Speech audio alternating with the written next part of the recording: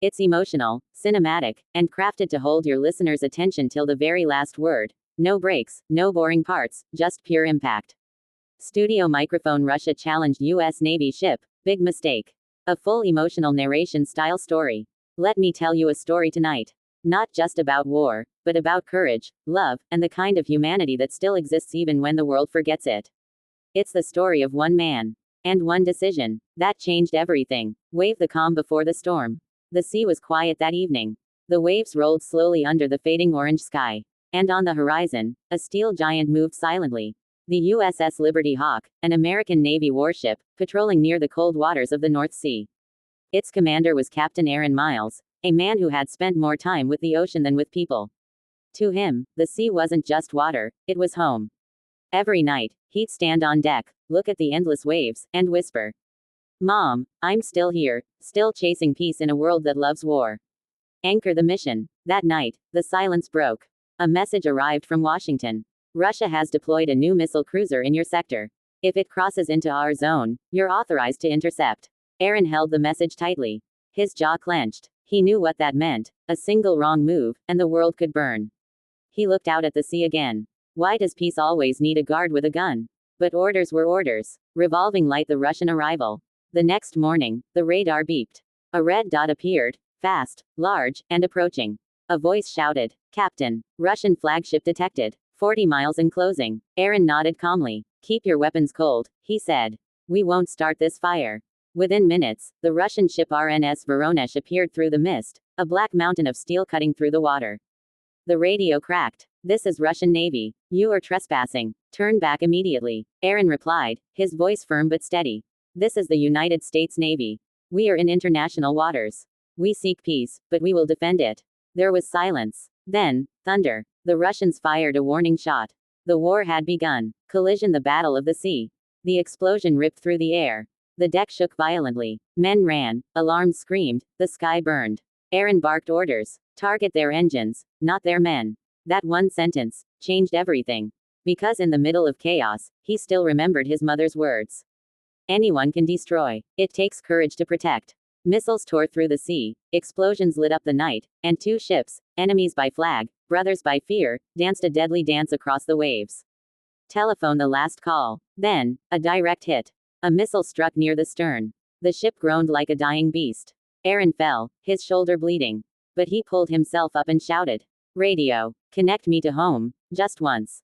The line crackled, then a trembling voice came through. "Aaron, honey, are you safe?" He smiled faintly through the pain. "Mom, if I don't make it home tonight, don't cry. I did what you taught me. I didn't hate anyone."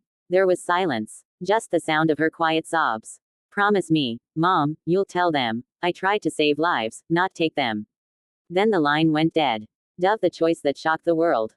The sea was burning. Both ships were crippled. Russian sailors screamed for help. Their vessel was sinking too. Aaron looked around. His own men were wounded, exhausted.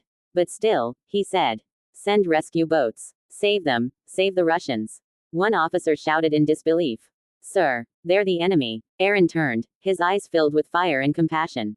"No, they're human." And in that moment, something miraculous happened. American boats cut through the flames, pulling out Russian sailors.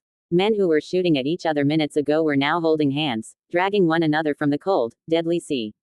That night, the ocean didn't see flags, it saw humanity. Sunrise. The end of the Liberty Hawk. The Liberty Hawk was dying.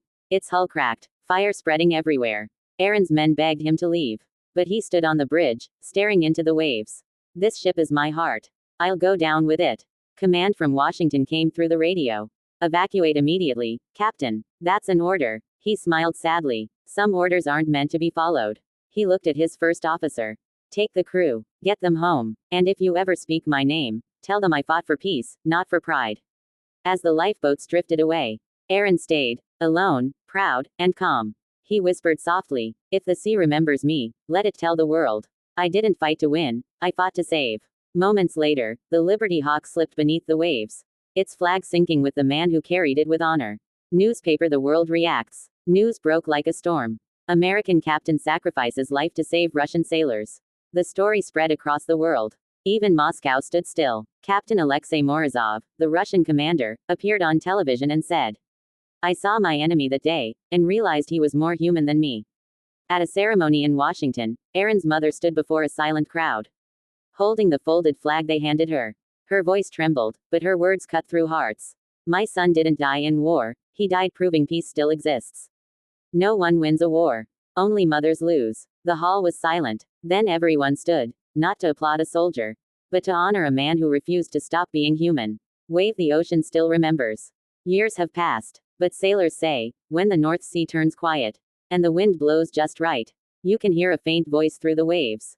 This is Captain Aaron Miles, still watching, still guarding the peace. And sometimes, the sea glows with a strange blue light, as if the ocean itself whispers back. Russia challenged the U.S. Navy ship.